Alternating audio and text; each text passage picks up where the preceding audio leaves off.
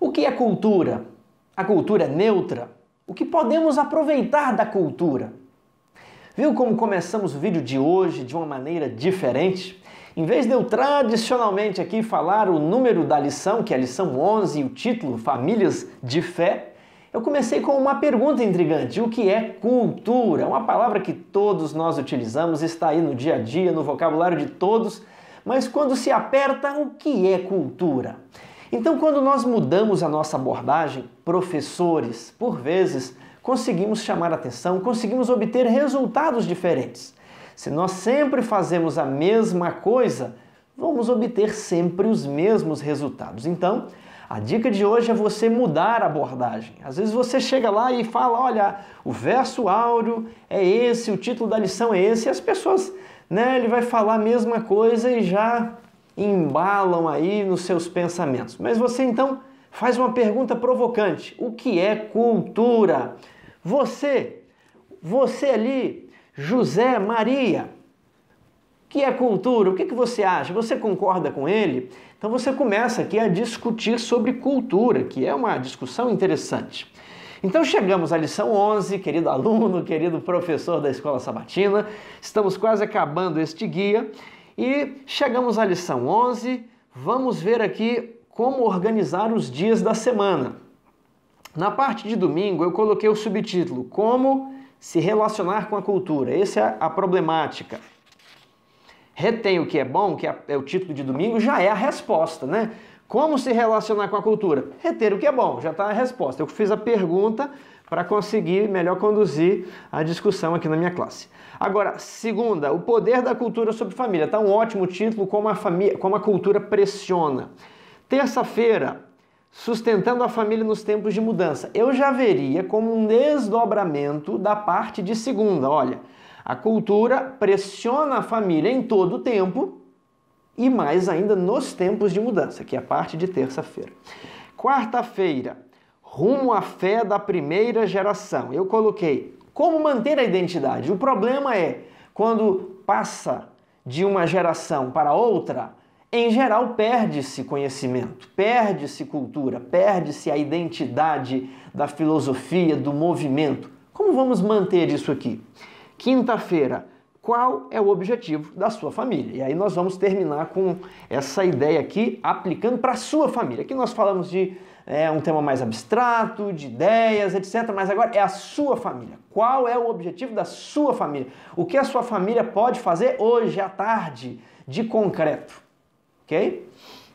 Porém, antes de você iniciar a lição, antes de você iniciar ali a parte de domingo, você precisa responder às perguntas que eu fiz no início do vídeo. A começar pela primeira, o que é cultura? Não dá para começar a lição falando de cultura sem antes definir o termo. Cada um vai pensar numa coisa e eles não podem não compreender muito bem para onde o professor está indo. Então, o que é cultura? Primeira dica, dê o conceito que as pessoas geralmente pensam de cultura. Depois dê a resposta certa, fazendo um contraste. Vamos falar mais sobre contraste como técnica de aprendizagem à frente. O homem ele aprende por contraste. Então, o que as pessoas acham que é cultura? Ah, o fulano de tal ele fala 7 idiomas, ele é um homem muito culto. Ah, eu conheço ali o pastor que ele lê a Bíblia em hebraico, ele é muito culto, ele já visitou mais de 10 países. Ah, aquela pessoa ela lê muito, ela tem muita cultura. Está certo que essas coisas sejam parte da cultura? Sim. Só que cultura não é só isso. Cultura é muito mais.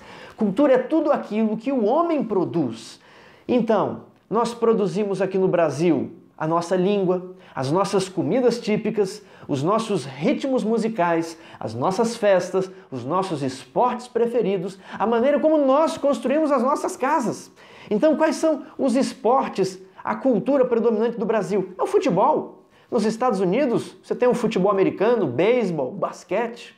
As nossas casas, elas são construídas de alvenaria no Brasil. Nos Estados Unidos, prefere-se a cultura da casa de madeira. E por aí vai.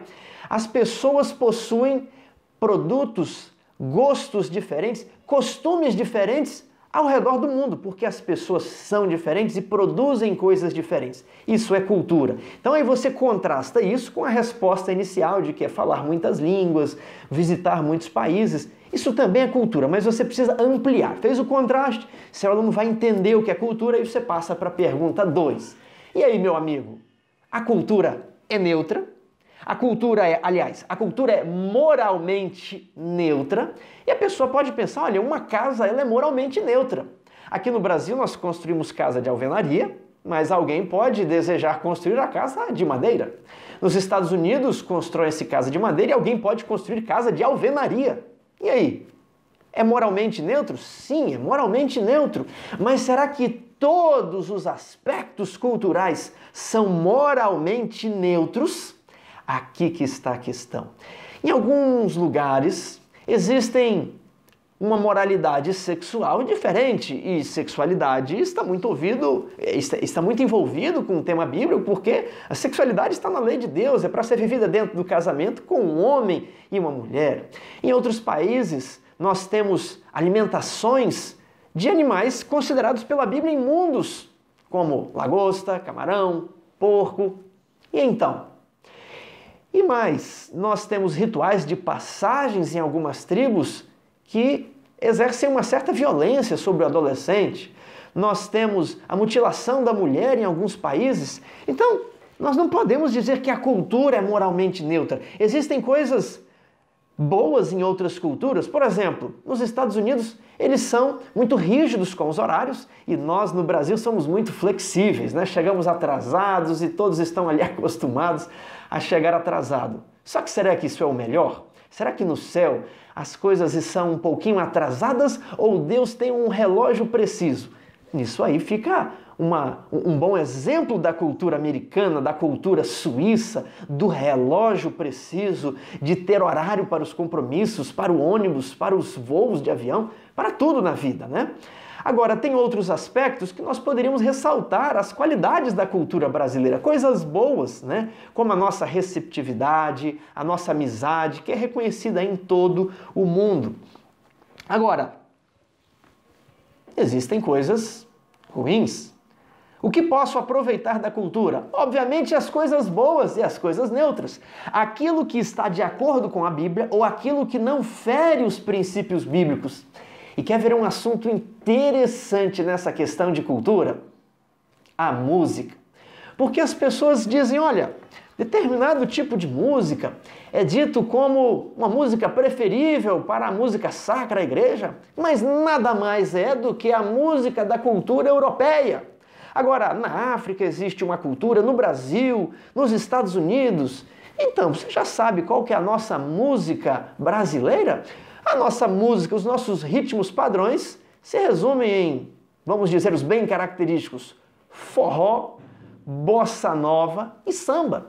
Existem mais, mas basicamente esses. Na Jamaica, reggae, Estados Unidos, Inglaterra, rock. Então, cada lugar as pessoas vão cantar essa música a depender da cultura? Ou existe na Bíblia um padrão sobre como deve ser a música? Você está vendo aqui que discussão interessante, que discussão aprofundada e que por vezes se torna acalorada. Então, a cultura, você precisa, professor, falar para o seu aluno, olha, existem coisas boas e ruins, existem coisas neutras. Não podemos sair por aí fazendo tudo o que as outras pessoas fazem sob a justificativa que não, na cultura dele não tem problema. Na cultura dele, ora, esse argumento, ele não parece muito... Aliás, esse argumento parece muito relativista. Já ouviu essa expressão? Aí nós entramos em uma outra questão que é: a verdade é absoluta ou a verdade é relativa? Certa vez uma pessoa me disse que a verdade é relativa e eu perguntei: você acredita mesmo que a verdade é relativa? Sim, toda verdade é relativa. Eu falei, bem, então talvez isso que você me falou não seja verdade. Porque se toda verdade é relativa, a sua própria frase acaba caindo nessa regra e talvez não possa ser verdade. Ou seja, verdade só para você, para mim a verdade seria absoluta. Você percebe que quando nós perdemos um padrão, perdemos uma referência, A coisa se complica a tal ponto de você discutir se realmente existem referências para as coisas. Mas existe, meu irmão, existe, meu amigo, esse livro da capa preta, ele é a referência, esse livro é a palavra de Deus, esse livro transforma as vidas e esse livro nos dá o caminho em que nós devemos seguir. Esse livro é o livro pelo qual nós devemos julgar a cultura.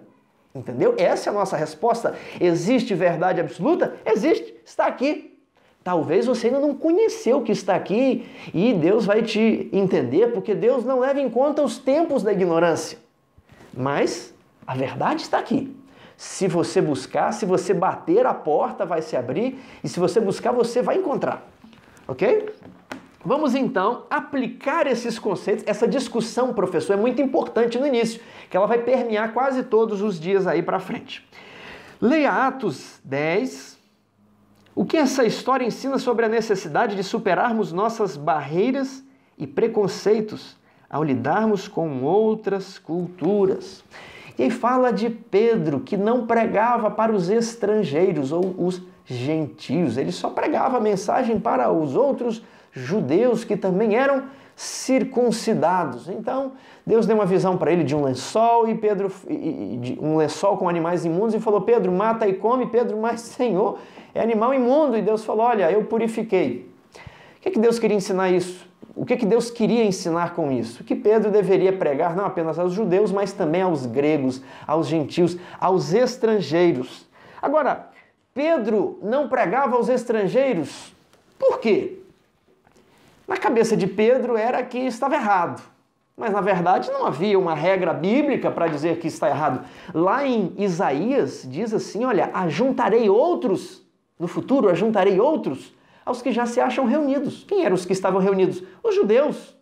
Então ele fala assim, aos eunucos, aos estrangeiros que querem se juntar a quem já está reunido, o meu sábado será o sinal, será a união, será o ponto de contato, será o sinal da aliança. Então, por meio do sábado, os estrangeiros, eles se ligavam ao povo de Deus, eles se ligavam ao povo de Israel que já estava reunido. Então não havia motivos para Pedro não pregar aos gentios, mas ele não pregava aí por uma questão tradicional, por uma cultura do próprio povo judeu que estava fechado ali em torno de si mesmo. E agora, nós temos no verso 34 e 35 de Atos, então falou Pedro dizendo, reconheço por verdade que Deus não faz acepção de pessoas. Pelo contrário, em qualquer nação, aquele que o teme e faz o que lhe é justo, lhe é aceitável. Então olha que interessante, Deus não está nem aí para a cor da pele, para o lugar onde a pessoa nasceu, para o que ela aprendeu até hoje. A questão é, ele faz o que é justo ao Senhor? Não importa. O critério é que as pessoas sejam humildes e se submetam à autoridade divina. Então, aquele que faz o que é justo lhe é aceitável. Olha que interessante. No sentido contrário, complica, porque aquele que não faz o que é justo pode ser que não seja aceitável. Ele vai precisar de se arrepender. Por isso, Pedro também disse que Deus não leva em conta os tempos da ignorância, mas notifica todos os homens em todos os lugares para que eles se arrependam. Conceitos importantes aqui. Agora vamos para a pergunta 2. O que os primeiros missionários cristãos concluíram em relação à apresentação do evangelho a outras culturas? Qual princípio podemos extrair dos textos a seguir? Tem vários textos, eu vou destacar Atos capítulo 15 e 1 Tessalonicenses 5. Em Atos capítulo 15 nós temos o Concílio de Jerusalém.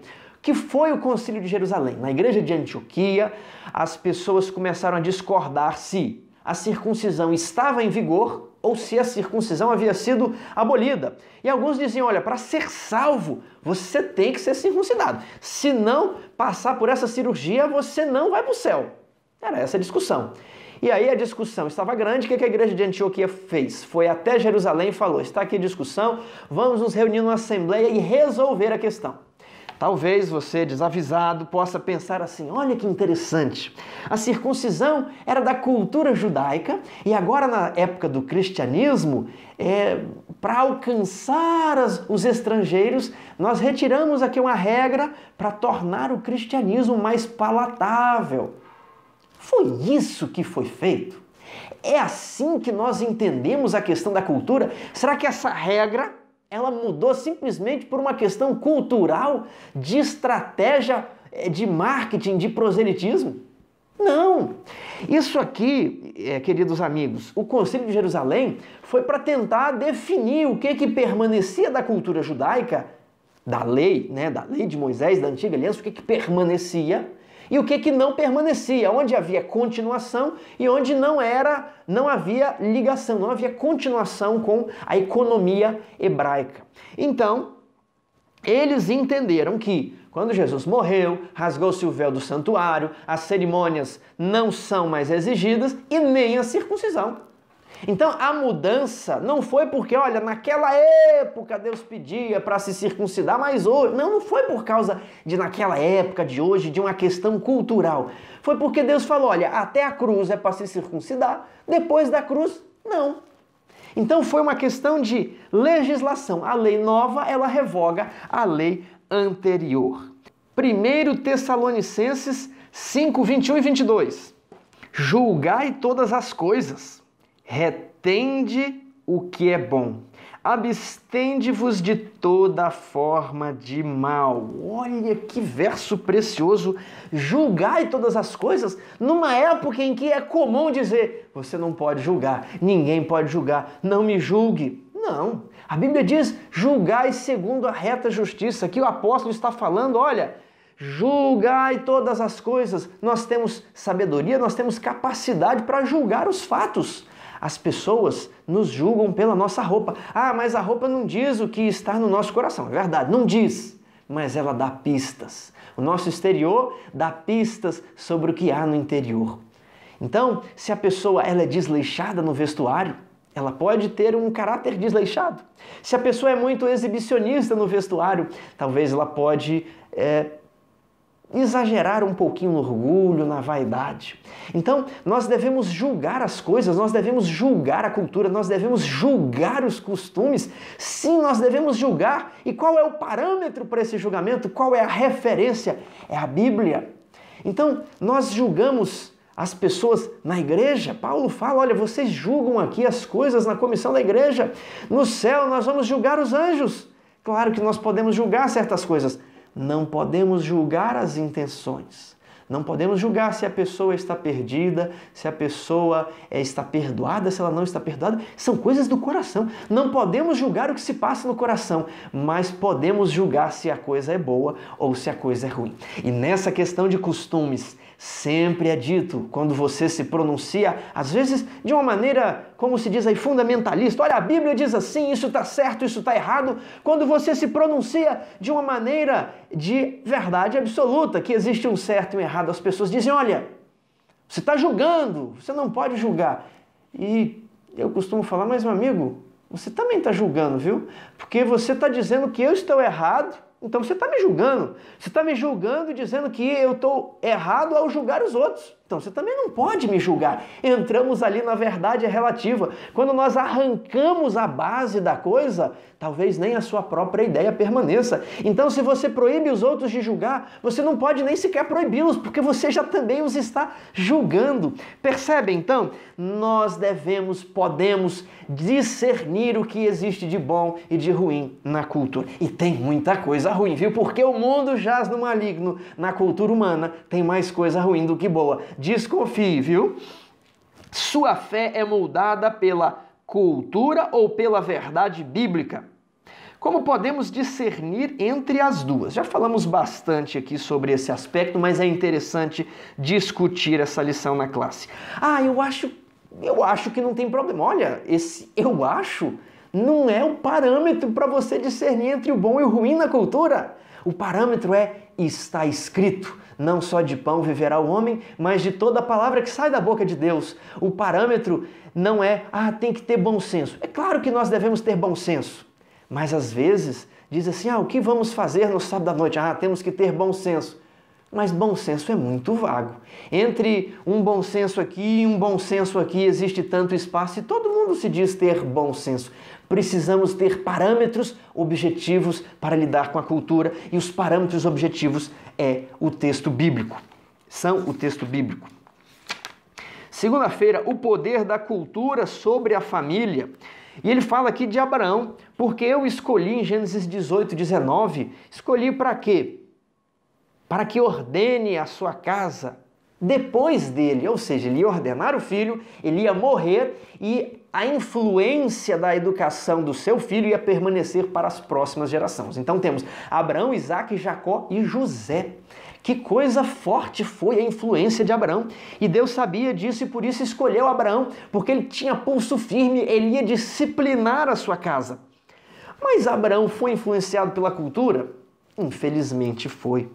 Ele sofreu aqui dos males da poligamia e concubinato com a sua serva Agar. Temos outro caso aqui de Jacó. Lançai fora os deuses. Temos outro caso aqui, o de Jacó, em Gênesis 35, 1-4. Eles estavam com deuses estranhos, usavam argolas. E você me diz, Tiago, mas não foi o próprio Abraão que quando mandou Eleazar buscar uma noiva para Isaque, mandou ali um monte de argola, piercing, bracelete? Foi. Mas a revelação é progressiva. O caminho do justo é como a luz da aurora, vai brilhando e brilhando. A pessoa conhece um pouco aqui, um pouco ali, ela vai aumentando a luz. E Jacó falou, vamos parar com esse negócio de deuses estranhos. Isso pode servir para alguma outra coisa, para enfeite. Não, eu não adoro, só está aqui na minha casa, né? Dizia-se que os deuses estranhos eram como as escrituras de terra para demarcar ali os contratos entre as pessoas. Mas Jacó falou, olha, vamos lançar as coisas fora. E as pessoas lançaram não só os deuses, mas as suas argolas, porque estavam relacionadas à idolatria, estavam relacionadas à adoração de ídolos, a misticismo. É muito interessante isso aqui. Depois, Esdras 10.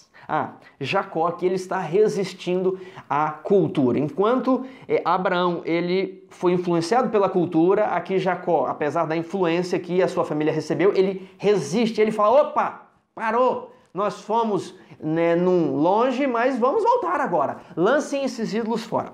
Voltamos aqui para Esdras 10. Qual que é o problema de Esdras 10?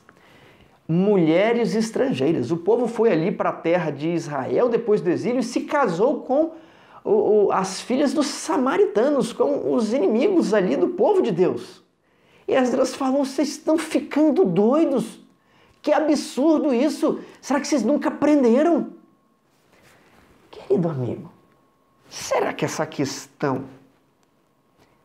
de casamentos com pessoas de outra filosofia cristã existe ainda hoje? Olha, isso é um problema. Não sou eu que digo, é a Bíblia. Foi um problema para Sansão, foi um problema para Salomão, foi um problema para Esdras. E é interessante, você vai no livro de Neemias, ali Neemias está falando a mesma coisa. Tem uns que os filhos falavam meio judaico, meio asdodita.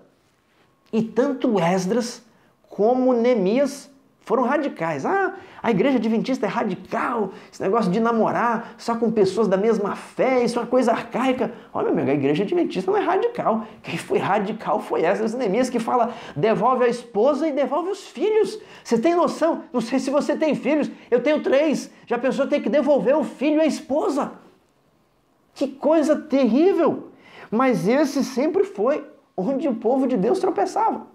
Aí talvez você pense, não, mas comigo é diferente, comigo isso não vai acontecer, não, os tempos mudaram. Meu amigo, eu compreendo você, eu já tive essa mesma tentação na minha juventude.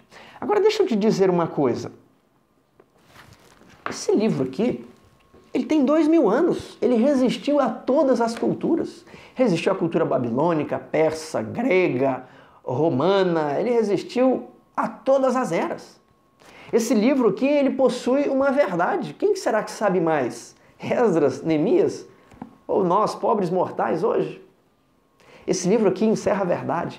A questão é que nós temos que nos assemelhar a pessoas da nossa mesma fé. Católicos com católicos, batistas com batistas, adventistas com adventistas. Sabe por quê? Quando nascer o filho, ele vai frequentar com a igreja do pai ou da mãe, ou ele vai ficar percebendo que existe uma divisão ali no casamento e que os dois não são uma só carne. Você está entendendo? Então, a cultura não pode influenciar você hoje com questões estranhas. Ah, eu acho que não tem problema ter isso aqui no celular, esses joguinhos, essas musiquinhas, essas figurinhas, essas roupinhas. E aí vai, a cultura vai entrando, a cultura vai pressionando. E aí a pergunta aqui, aliás, ninguém vive no vácuo. Todos, inclusive a nossa família, são afetados pela cultura em que vivem. Então, qual a solução? Quais elementos da cultura são úteis à vida familiar e estão em harmonia com a Bíblia? Há coisas que não estão de acordo com as Escrituras, já respondemos isso aqui. Como adaptar nossa fé à cultura sem comprometer as verdades bíblicas? Isso aqui é fácil, basta querer. O que é bíblico, a gente aceita. O que fere a Bíblia, a gente não aceita. Não tem que adaptar. Se a Bíblia proíbe, não tem que adaptar. Você vai até onde a Bíblia deixa, até onde a Bíblia permite, até onde Deus, em sua sabedoria, falou que você pode ir. E é bom não ficar andando na borda, viu? Porque quem anda na beirada pode cair no precipício. Quem anda longe da beirada nunca cai no precipício. Então, hoje existe aquela ideia sobre métodos de evangelismo, né? E sob o argumento, sob a justificativa do bom senso, nós temos, né, um grande espectro aí do que oferecer às pessoas. Mas vem a pergunta, você está atraindo as pessoas para quem? Para Cristo. Então aqui, ó, Cristo ele se revelou nas Escrituras, são a revelação de Jesus. Todas as Escrituras apontam para Jesus. Chame as pessoas para a Bíblia. Agora lembrem-se, métodos carnais de evangelismo atraem pessoas carnais para a igreja. Será que eu preciso utilizar um método carnal para trazer alguém aos pés de Cristo? Será que a graça, o poder, será que o evangelho não tem mais poder? Eu preciso trazer um método carnal, um método que não é espiritual? A cultura não é neutra. Então, terça-feira, sustentando a família nos tempos de mudança. E aqui nós temos exemplos de mortes, desastres, guerras, epidemias, várias situações onde uma mudança brusca que você não planejou acontece na sua família. Talvez o desemprego do pai, o desemprego da mãe, a morte de um filho. Isso abre uma brecha onde nós ficamos vulneráveis e é aí que a cultura pressiona, é aí que Satanás ele exerce mais fortemente a sua influência. Isso pode ser uma oportunidade ou pode ser um motivo de grande prejuízo. É a escolha, é a maneira como nós vamos reagir à situação. Temos aqui o caso de Abraão, temos o caso de Esther e o caso de Daniel. Abraão e Sara e Ló se mudaram de país, moravam em casas, foram habitar em tendas, moravam em um local com grandes rios, Eufrate e Tigre, e foram para um local onde havia um rio pequeno, Jordão. Esther, ela não possuía pais, foi criada pelo tio em um país estrangeiro, a Pérsia, com a cultura que não era a cultura da sua religião, a cultura hebreia. Daniel, Ananias, Misael e Azarias perderam o contato com os pais, foram exilados na Babilônia. Alguns foram castrados para servirem como eunucos na corte do rei. E aí? Vários deles se corromperam, mas não os 4 hebreus. Então, esses fatos, essas mudanças bruscas, por mais doloridas que elas sejam, elas não são justificativa para cedermos a nenhum tipo de pressão. Meu querido amigo, você perdeu o emprego, talvez você perdeu o emprego essa semana. Ele está sendo tentado a quebrar o sábado. Lembra de uma coisa, o salmista diz que já fui novo e agora sou velho, mas em toda a minha vida nunca vi o justo desamparado, nem a sua descendência mendigar o pão. Deus vai cuidar de você. Ele sustentou Elias com pão e carne. Ele pode fazer qualquer coisa. Ele sustentou a viúva. Ele ressuscitou o filho da viúva. Deus, ele pode prover oportunidades na crise. Crise vai, crise vem para mostrar quem é quem. E Daniel, ele resplandece em todas as crises. Que maravilha! Vamos então para quarta-feira, rumo à fé da primeira geração. Qual que é a questão aqui? Em uma ou duas gerações, muitos perdem de vista os princípios por trás dos valores. Então um grupo ali começa de maneira muito fraquinha, de maneira muito pobre, um movimento religioso. Na segunda geração agora os filhos crescem, estudam, conseguem desenvolver melhor as ideias que os seus pais, na terceira geração você possui muitas instituições e na quarta geração ninguém mais conheceu os fundadores, os pioneiros daquele movimento. Isso é um problema. Esse problema não é só nas corporações religiosas, numa empresa. Talvez tenha um pai aqui que é empresário e o filho não tem ideia do que o pai faz. O pai vai morrer, o filho não vai saber cuidar dos negócios da família. É o velho ditado: pai rico, filho nobre, neto pobre. O pai entendia como ganhar o dinheiro. O filho apenas usufruiu de tudo aquilo que o pai acumulou e gastou todo o dinheiro. Então, pai rico, o filho foi um nobre, viveu muito bem, e o neto, coitado, ficou sem nada, foi pobre. Esse perigo existe na transferência do conhecimento de uma geração para outra geração dentro da Igreja Adventista, e ele existiu lá em Israel. Aqui, quando Josué morre, diz assim: levantou-se uma geração que não conheceu o Senhor e nem os seus feitos. Ora, onde estava o problema? O problema foi na transmissão do conhecimento. Os velhos não transmitiram para os novos os feitos do Senhor. E aí aquela geração não viu o Mar Vermelho, não ficou sabendo de Rio Jordão que se abriu, de Muro de Jericó que caiu. E eles falavam: olha, não existe Deus aqui, é mais um entre tantos deuses dessa terra. Cada pessoa precisa conhecer a Cristo por si mesma.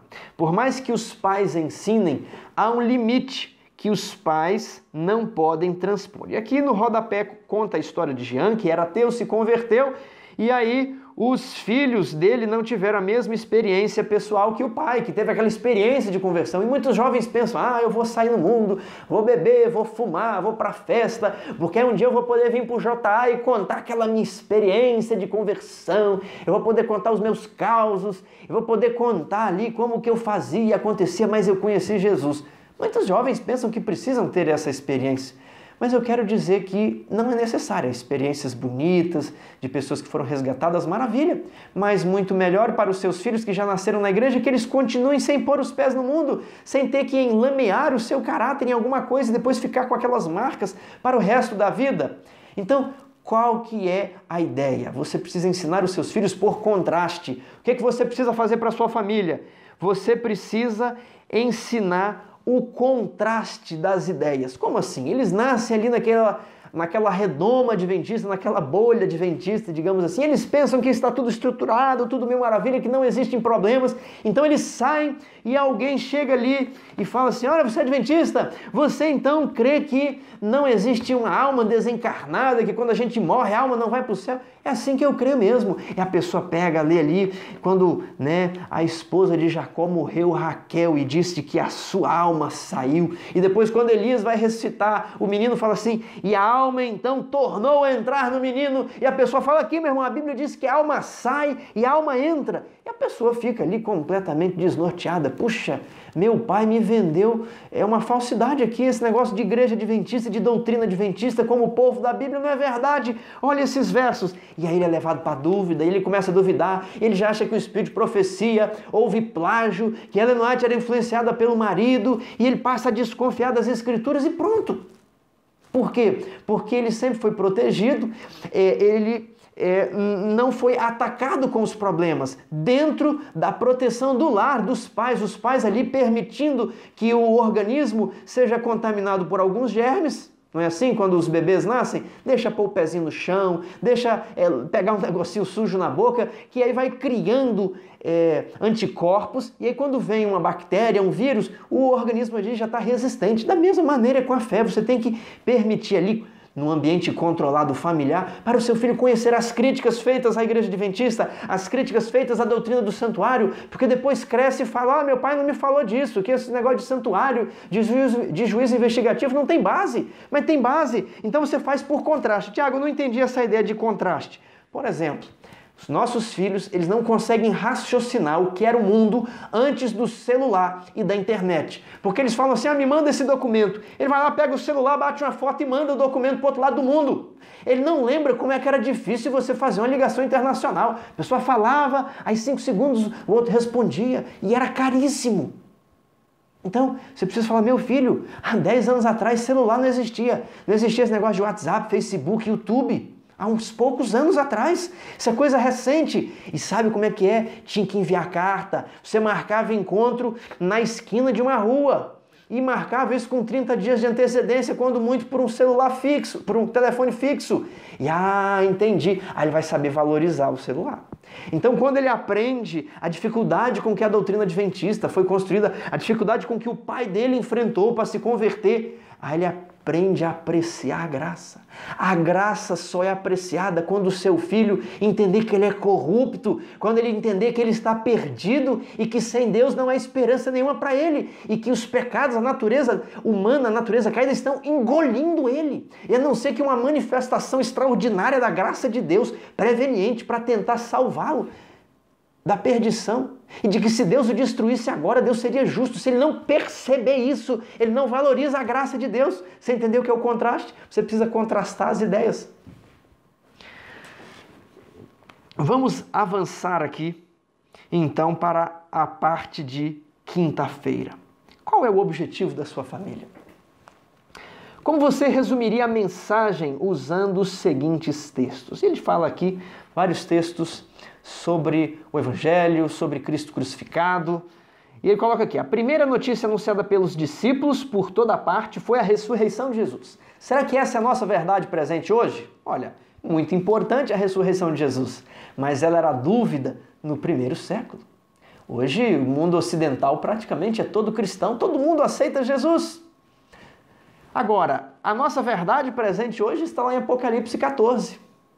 Veio um anjo voando com um evangelho eterno, olha, um evangelho já diferenciado.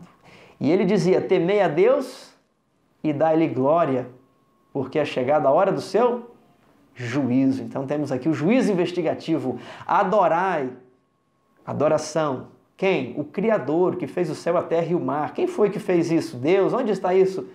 Em Êxodo 20, verso 8, o mandamento do sábado, lembra-te do dia de sábado. Então essa é a nossa verdade presente hoje.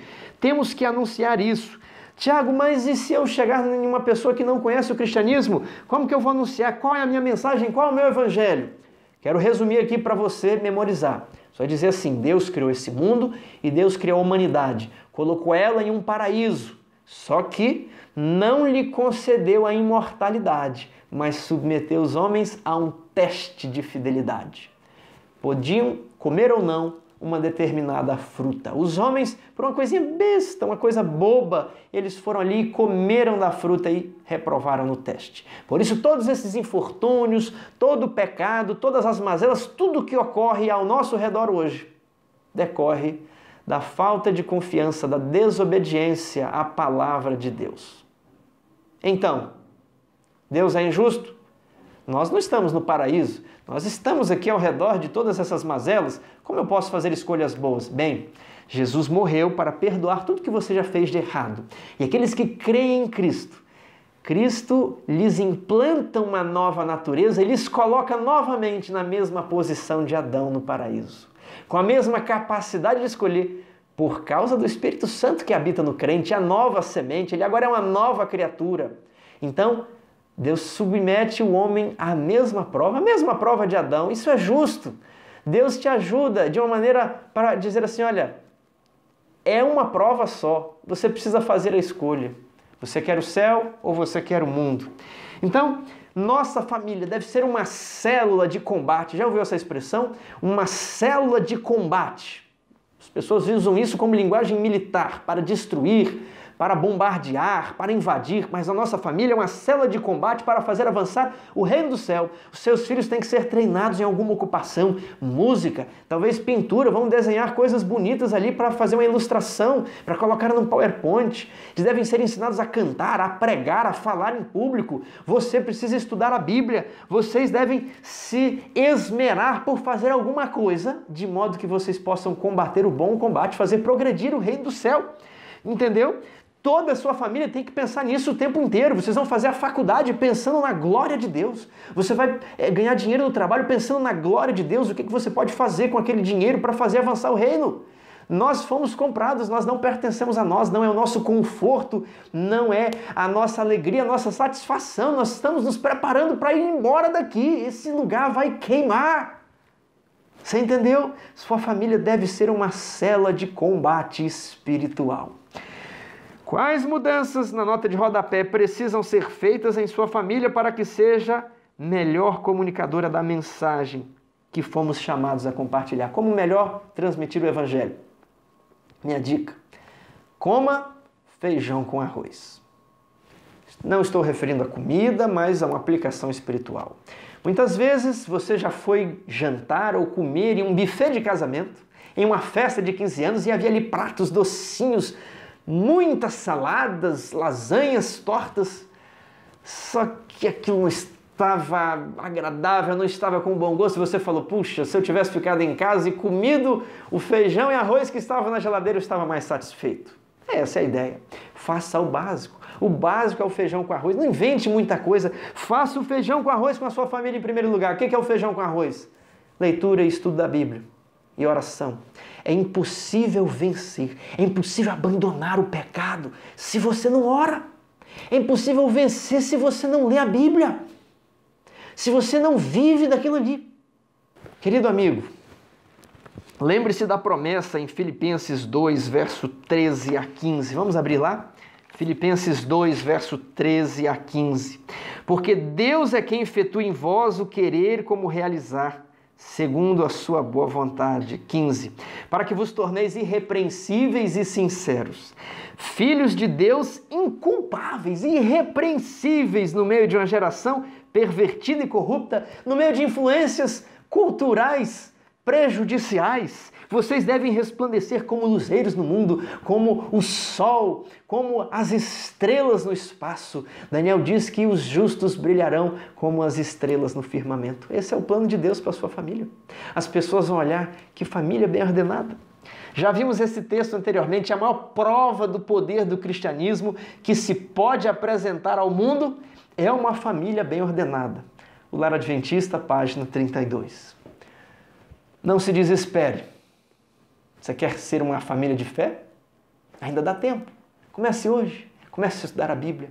Tire celular, tablet e outras coisas. Preencha com histórias reais. Tire as influências do mundo, super-heróis, histórias imaginárias. Leve a sua família para histórias da Bíblia. Leve o seu filho para que é sólido, para que já permanece há séculos, há milênios, e para o que vai permanecer por toda a eternidade. É a vontade revelada de Deus. Dá tempo, meu amigo, mas você tem que se esforçar. Você tem que fazer hoje a sua escolha. Que você escolha não se contaminar com a cultura de Babilônia, a cultura do Egito, mas que você possa absorver a cultura celestial, a cultura da sociedade dos anjos. Que Deus abençoe sua família e que você e a sua família sejam uma família de fé.